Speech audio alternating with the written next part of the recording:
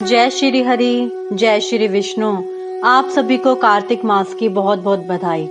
कार्तिक मास की इस पावन कथा श्रृंखला में आज हम प्रवेश कर रहे हैं अध्याय 28, 29 और 30 की दिव्य कथा में। धर्मराज युधिष्ठिर ने जब नारद जी से प्रश्न किया, जय और विजय ने कौन सा पुण्य किया था जिससे स्वयं भगवान विष्णु ने उनका द्वारपाल रूप धारण किया, तब नारद जी ने बताया कि पूर्व जन्म में वे पुण्य बिंदु ऋषि की पत्नी देवरूति के पुत्र थे, जिनका नाम जय और विजय रखा गया। वे दोनों विष्णु भक्त, सत्यनिष्ठ और धर्मपरायण थे। नित्य उपवास, मंत्र जप और भगवान विष्णु की पूजा में उनका जीवन बीतता था। एक बार जब एक यज्ञ में देवर्षि, ऋषि और राजा एकत्रित हुए, तब जय और विजय भी उस यज्ञ में सम्मिलित हुए। भगवान के दर्शन हेतु वे यज्ञ स्थल पर पहुंचे, जहां उन्होंने ऐसी भक्ति दिखाई कि स्वयं विष्णु भगवान प्रसन्न होकर प्रकट हुए। इन अध्यायों में बताया गया है कि कर्म, श्रद्धा और भक्ति तीनों मिलकर ही मनुष्य को दिव्यता की ओर ले जाते हैं। जो भगवान के नाम में लीन हो जाता है, उसके लिए युग, जन्म और मृत्यु सब कुछ एक भक्ति का मार्ग बन जाते हैं। जय श्री हरि, जय श्री विष्णु। आइए विष्णु भगवान का नाम लेकर शुरू करते हैं कार्तिक मास महात्म 28वां अध्याय। धर्मदत्त ने पूछा, जय और विजय ने पूर्व जन्म में ऐसा कौन सा पुण्य किया था जिससे विष्णु भगवान का रूप धारण कर उनके द्वारपाल हुए। गणों ने कहा, प्राचीन काल में त्रिन बिंदु की पुत्री देवहूति से कदम ऋषि द्वारा 2 सुंदर बालक उत्पन्न हुए। उनमें ज्येष्ठ का नाम जय और कनिष्ठ का नाम विजय हुआ। तब उसी देवहूति के गर्भ से योग शास्त्र में अग्रगण्य कपिल देव जी भी हुए। जय और विजय दोनों सदा भगवान की भक्ति में तत्पर, संपूर्ण इंद्रियों के कार्यों को विष्णु भगवान में ही लगाने वाले और बड़े धर्मात्मा हुए। दोनों नित्य प्रति अष्टाक्षर मंत्र का जप तथा विष्णु भगवान का व्रत करते हुए जीवन बिता रहे थे। इन दोनों को सर्वदा पूजा के अवसर पर विष्णु भगवान दर्शन दिया करते थे। किसी समय राजा के बुलाने पर यज्ञ कर्म प्रवीण देवर्षि गणों से पूजित ये दोनों यज्ञ में आए। उस यज्ञ में जय ब्रह्मा विजय याचक हुए। यज्ञ की विधि पूर्वक समाप्ति हुई। मरुत राजा ने यज्ञांत स्नान करने के अनंतर बहुत सा द्रव्य दिया। यज्ञ दक्षिणा लेकर जय विजय अपने आश्रम को आए। विष्णु भगवान के पृथक पृथक पूजन और प्रसन्नता के लिए दोनों द्रव्य को बांटने के समय एक दूसरे से स्पर्धा करने लगे। जय ने कहा कि दोनों का समभाग कीजिए। विजय ने कहा, नहीं, जितना जिसे मिला है उतना ही उसका है। तब क्रोधवश जय ने शुद्ध होकर विजय को श्राप दिया कि तुम धन लेकर नहीं देना चाहते हो, इससे ग्राह हो जाओ। विजय ने उस श्राप को अंगीकार कर जय को श्राप दिया कि तुमने प्रमत्त होकर मुझे श्राप दिया है, इससे तुम भी हाथी हो जाओ। तब नित्य पूजा के समय आए हुए विष्णु भगवान से शाप का वृतांत कहकर दोनों ने भगवान से शाप मोचन का उपाय पूछा। जय और विजय बोले, हे देव, हम दोनों आपके भक्त हैं, ग्रह और हस्ती की योनि में कैसे होंगे? हे कृपा सागर, इस शाप से उद्धार कीजिए। विष्णु भगवान ने कहा, मेरे भक्तों की वाणी कभी असत्य न होगी। यमराज भी इसे अन्यथा नहीं कह सकते। पूर्व काल में भक्त प्रहलाद के कहने से मुझे स्तंभ से प्रकट होना पड़ा और राजा अम्बरीश के कहने से 10 अवतार लेने पड़े। अतः तुम दोनों अपने किए हुए शापों को भोग कर फिर मेरे लोक को प्राप्त होगे। ऐसा कहकर विष्णु भगवान अंतर ध्यान हो गए। गणों ने कहा, तब दोनों गंडकी नदी के किनारे गाय और हाथी हुए। जाति समरण रहने के कारण इस योनि में भी विष्णु भगवान का व्रत नियम पूर्वक किया करते थे। एक दिन कार्तिकी पूर्णमासी को वह हाथी स्नान के लिए गंडकी नदी में गया। तब पूर्व के योनि शाप का स्मरण करते हुए गाय ने हाथी को पकड़ लिया। ग्राह से पकड़े गज ने विष्णु भगवान का स्मरण किया। इतने में शंख चक्र गदा पद्मधारी विष्णु भगवान वहां प्रकट हो गए। तब उन दोनों ग्रह गज का अपने सुदर्शन चक्र द्वारा उद्धार किया और उन दोनों को अपने समान रूप देकर विष्णु भगवान बैकुंठ लोक को ले गए। उसी दिन से उस स्थान का नाम हरि क्षेत्र प्रसिद्ध हुआ। चक्र के आघात से वहां के पत्थरों में भी चिन्ह बने हैं। वे ही दोनों जय और विजय नाम से इस लोक में प्रसिद्ध हुए। हे द्विज, विष्णु भगवान के प्रिय द्वारपालों के विषय में जो आपने प्रश्न किया था, उसे मैंने कहा, इसी कारण हे धर्मज्ञ, तुम भी ईर्ष्या और द्वेष को छोड़कर नित्य विष्णु भगवान का व्रत करो। जगत के सब जीव मात्र को समदृष्टि से देखो। तुला, मकर और मेष की संक्रांति में नित्य प्रातः स्नान तथा एकादशी व्रत, तुलसी वन की रक्षा किया करो। गो, ब्राह्मण, वैष्णव की सेवा में तत्पर रहो। व्रत करने वालों को मसूर, कांची, बैंगन के साग सर्वदा त्याज्य हैं। हे धर्मदत्त, इसी भांति तुम भी देह छूटने पर विष्णु भगवान के पवित्र धाम में हम लोगों के समान गति पाओगे। विष्णु भगवान के प्रसन्न करने वाले बाल्यकाल से किए गए इस व्रत के समान फल देने वाले तीर्थ, दान तथा यज्ञ एक भी नहीं है।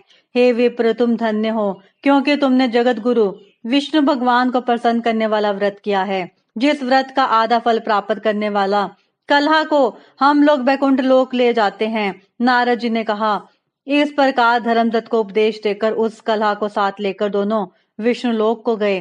धर्मदत्त भी इस बात का विश्वास करके विष्णु भगवान के व्रत में तल्लीन हो गया और देहांत होने पर दोनों स्त्रियों के साथ विष्णु लोक को गया। प्राचीन काल के इस इतिहास को जो सुनता है और सुनाता है, वह जगत गुरु की सत कृपा से हरि भगवान के समीप पहुंचा देने वाली बुद्धि पाता है। जय श्री हरि, जय श्री विष्णु। इति कार्तिक मास महात्म 28वां अध्याय समाप्त। जय श्री हरि, जय श्री विष्णु। आइए अब प्रभु का नाम लेकर श्रवण करते हैं कार्तिक मास महात्म 29वां अध्याय। महाराज पृथु ने कहा, हे नारद, कृष्णा और वेणी नदी के तट पर शिव तथा विष्णु के गणों ने बनिए के शरीर से कलह को मुक्त किया। यह बात आप पूर्व में ही कह चुके हैं। हे धर्मज्ञ, यह कार्य इन दोनों नदियों के प्रभाव से या इस क्षेत्र के प्रभाव से हुआ, ये आप कृपा कर मुझसे कहिए, क्योंकि इस पर मुझे आश्चर्य है। श्री नारद जी बोले, कृष्णा नाम वाली नदी श्री कृष्ण का शरीर और वेणी साक्षात महादेव जी का शरीर है। इनके संगम का महात्म ब्रह्मा जी भी वर्णन नहीं कर सकते, तब मैं भी इनकी उत्पत्ति का वर्णन कहूंगा। तुम सावधान मन से सुनो। चाक्षुष मनवंतर के आरंभ में श्री ब्रह्मा जी सह पर्वत के शिखर पर यज्ञ करने का निश्चय करके सब देवताओं तथा शिव विष्णु जी के सहित यज्ञ की सामग्री लेकर उस पर्वत के शिखर पर गए। तब भृगु आदि ऋषियों ने आदर पूर्वक ब्रह्म मुहूर्त में उन्हें दीक्षा देने का विचार किया। इसके बाद ब्रह्मा की बड़ी स्त्री स्वरा शीघ्र बुलाई गई। वह शनै शनै आ रही थी। इतने में भृगु जी ने विष्णु भगवान से कहा, हे विष्णु, आपने त्वरा को शीघ्र बुलाया था, सो वह शीघ्रता से क्यों नहीं आई? ब्रह्म मुहूर्त टल जाने पर दीक्षा कृत्य कैसे होगी? तब श्री कृष्ण जी ने कहा, यदि त्वरा समय पर नहीं आ सकती तो गायत्री को ही स्त्री मानकर दीक्षा विधान कर दीजिए।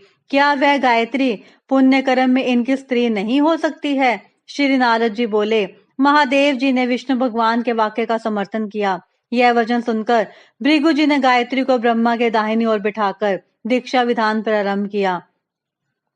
ऋषिगण गायत्री को दीक्षा दे ही रहे थे कि उसी समय यज्ञ स्थल में त्वरा भी आ पहुंची। ब्रह्मा के साथ गायत्री को दीक्षित देखकर सपत्नी भाव से ईर्ष्या करते हुए क्रोध से कहने लगी। त्वरा ने कहा, जहां अपूज्यों की पूजा होती है और पूज्यों की अप्रतिष्ठा होती है, वहां पर अकाल, मृत्यु तथा भय, ये तीन निश्चय होंगे। यह गायत्री जो ब्रह्मा के दाहिनी और मेरे स्थान पर बैठी है, अतः यह अदृश्य नदी होगी। आप लोगों ने अविचार से इसे मेरे स्थान पर बिठाया है, अतः आप लोग भी जड़ रूप नदी होंगे। नारद जी ने कहा। इस तरह उसके श्राप को सुनकर क्रोध से गायत्री के ओंठ कांपने लगे और देवताओं के अतिशय रोकने पर भी गायत्री ने उठकर त्वरा को श्राप दिया।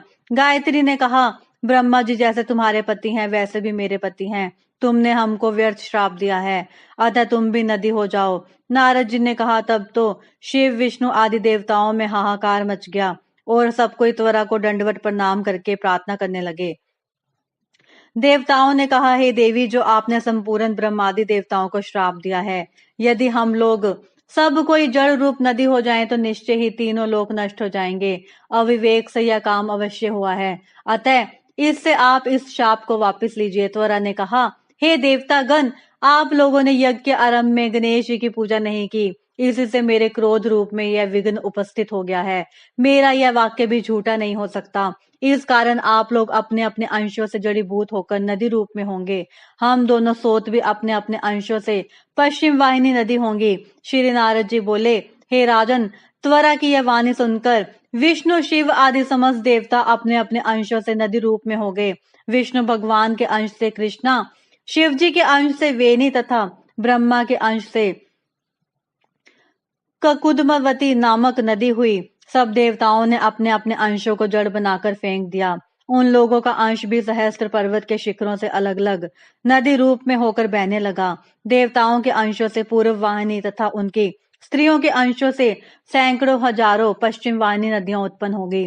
गायत्री और त्वरा दोनों पश्चिम वाहिनी नदी होकर दोनों एक साथ बहने लगी। दोनों का नाम सावित्री पड़ा। ब्रह्मा ने उस यज्ञ स्थल पर विष्णु भगवान और शिव जी की स्थापना की। दोनों देवता महाबल तथा अतिबल नाम से विख्यात हुए। पाप विनाशक कृष्णा की उत्पत्ति का वर्णन जो प्राणी सुने या सुनावे, उसे कृष्णा संगम के दर्शन और स्नान का फल प्राप्त होता है। जय श्री हरि, जय श्री विष्णु। इति कार्तिक मास महत्तम 29वां अध्याय समाप्त। राधे राधे। जय श्री हरि, जय श्री कृष्णा। आइए अब कृष्ण भगवान का नाम लेकर श्रवण करते हैं।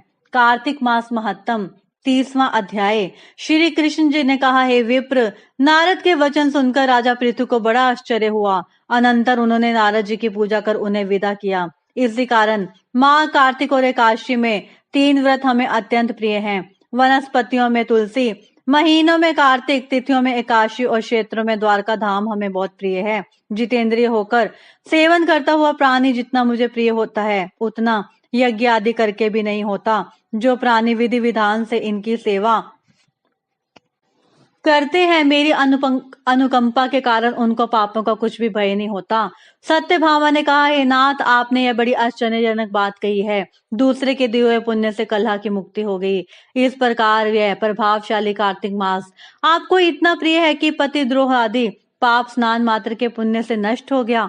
दूसरों का किया पुण्य देने से प्राप्त होता है और बिना दिए हुए पुण्य किसी मार्ग से मिलता है या नहीं। तब कृष्ण जी ने कहा, बिना दिया पुण्य तथा पाप किस कर्म से मिलता है, वह सुनो। सत्यादि युग में देश, ग्राम तथा कुलों का दिया हुआ पुण्य अथवा पाप मिलता था, किंतु कल युग में एकमात्र कर्ता को ही पाप तथा पुण्य का फल अवश्य भोगना पड़ता है। बिना किसी के संसर्ग के स्वयं किए हुए कर्मों की ऐसी व्यवस्था कही गई है। संसर्ग करने से जैसा पाप पुण्य होता है, उसकी व्यवस्था भी सुनो। पढ़ाना, यज्ञ कराना, एक साथ भोजन करने से पाप और पुण्य का आधा फल मिलता है। एक आसन पर बैठने तथा एक सवारी चढ़ने से, श्वास के आने जाने से पुण्य अथवा पाप का चौथा भाग प्राणी मात्र को प्राप्त होता है। स्पर्श करने, भोजन करने, दूसरे की स्तुति करने से पुण्य और पाप का छठा भाग मिलता है। दर्शन करने, सुनने तथा ध्यान करने से मनुष्य को पुण्य और पाप का 10वां अंश मिलता है। दूसरे की निंदा, पिशुनता तथा धिक्कार जो करता है, उसका शतांश भाग उसको मिलता है। पुण्य करने वाले प्राणियों की जो मनुष्य सेवा करता है, सेवक सेवक का पाप लेता है और अपना पुण्य देता है। वह स्त्री, नौकर और शिष्य के सिवाय सेवक किसी और मनुष्य को यदि सेवा के अनुसार द्रव्य नहीं देता, तो वह सेवक उसके पुण्य का भागी होता है। भोजन के लिए एक पंक्ति में बैठाकर भोजन कराने वालों की परोसी हुई पत्तल को जो मनुष्य लांघता है, वह उसको अपने किए हुए पुण्य का छठा भाग देता है। स्नान तथा संन्यादी कर्म करते हुए मनुष्य को जो प्राणी स्पर्श करता अथवा उससे संभाषण करता है, वह मनुष्य संचित पुण्य का छठा भाग उसे देता है। धर्म के लिए जो मनुष्य दूसरों से धन मांगता है, उस दान में धन करने वाले का सज्जन पुण्य का भागी होता है। जो मनुष्य धर्म के उपदेश से जिससे याचना करता है, वह उस पुण्य के शतांश को उसे दे देता है। जो दूसरे के द्रव्य को चुराकर धर्म करता है, वह मनुष्य चोरी करने के पाप से निर्धन हो जाता है, और जिसका धन है वह पुण्य का भागी होता है। बिना ऋण दिए ही जो मनुष्य मर जाते हैं, और वह धनी उस ऋण के समान पुण्य को प्राप्त करते हैं। शिक्षा अथवा सलाह देने वाला, सामग्री को जुटाने वाला और प्रेरणा करने वाला, ये सब पाप और पुण्य के छठे हिस्से को प्राप्त करते हैं। राजा प्रजाओं के पाप पुण्य के षष्ठांश का भागी होता है। गुरु शिष्यों का, पति पत्नी का, पिता पुत्र का, स्त्री पति का किया हुआ पुण्य तथा पाप का छठा भाग पाते हैं। पति को प्रसन्न रखने वाली आज्ञाकारिणी स्त्री पति के किए हुए पुण्य का अर्ध भाग ले लेती है। जो दूसरों के द्वारा कर्म करता है, वह नौकर तथा अपने बेटे के अतिरिक्त पुण्य करने वाला प्राणी पुण्य का छठा भाग प्राप्त करता है। जीविका देने वाला मनुष्य जीविका ग्रहण करने वाले के पुण्य के छठे भाग का भागी होता है, यदि अपनी तथा दूसरे की सेवा न करावे। इसी प्रकार दूसरे के किए हुए पुण्य या पाप बिना दिए हुए अन्य को भी मिल सकते हैं। कलयुग में तो एक मात्र कर्ता ही को पुण्य या पाप भोगने पड़ते हैं, इस विषय में एक और अति प्राचीन और बड़ा उत्तम, पवित्र और बुद्धिवर्धक इतिहास मैं कहता हूँ, सुनो। जय श्री हरि, जय श्री विष्णु। इति कार्तिक मास महत्तम 30वां अध्याय समाप्त। इन तीनों अध्यायों की कथा हमें सिखाती है कि विष्णु भक्ति केवल पूजा पाठ में नहीं, बल्कि उस निष्ठा में है जो हर परिस्थिति में भगवान का नाम स्मरण करती है। जय और विजय की कथा हमें यह बोध देती है कि सच्चा भक्त कभी हारता नहीं। वह चाहे देव रूप में जन्म ले या दानव रूप में, अनंत वही भगवान की कृपा का अधिकारी बनता है। कार्तिक मास का एक एक क्षण भक्त के जीवन में अमृत बरसाने वाला होता है। जो इस कथा को श्रद्धा से सुनता या सुनाता है, वह विष्णु लोक की प्राप्ति करता है और जीवन के सब दुखों से मुक्त होता है। अगर आपको ये कथा और भावपूर्ण लगी हो तो इस कथा को लाइक करें, शेयर करें और कार्तिक मास की शेष पवित्र कथाएं सुनने के लिए सुबह 5 बजे आने वाले अगले अध्याय को जरूर देखें। जय श्री हरि,